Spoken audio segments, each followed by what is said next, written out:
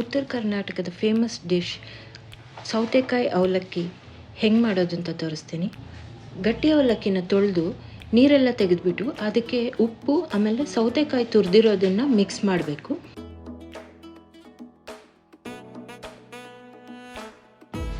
ಒಗ್ಗರಣೆಗೆ 3 ಸ್ಪೂನ್ ಎಣ್ಣೆ ಹಾಕಿ ಅದು ಬಿಸಿ ಆದಮೇಲೆ ಸಾಸಿವೆ ಹಾಕಿ, ಸಾಸಿವೆ ಸಿಡಿದ ಮೇಲೆ ಕಡಲೆಕಾಯಿ ಬೀಜ ಹಾಕಿ ಸ್ವಲ್ಪ ಹುರಿದ ಮೇಲೆ ಹಸಿಮೆಣಸಿನ್ಕಾಯಿ ಹಾಕಿ ಚೆನ್ನಾಗಿ ಫ್ರೈ ಮಾಡಬೇಕು.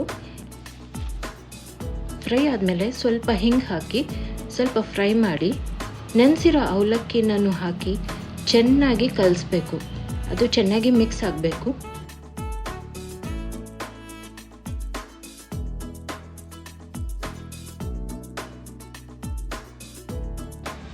ಇವಾಗ ಇದಕ್ಕೆ ಕೊತ್ತಂಬರಿ ಸೊಪ್ಪು, ತುರಿದಿರೋ ತೆಂಗಿನಕಾಯಿ ಹಾಕಿ ಚೆನ್ನಾಗಿ ಮಿಕ್ಸ್ ಮಾಡಿದ್ರೆ ಸೌತೆಕಾಯಿ ಅವಲಕ್ಕಿ ರೆಡಿ.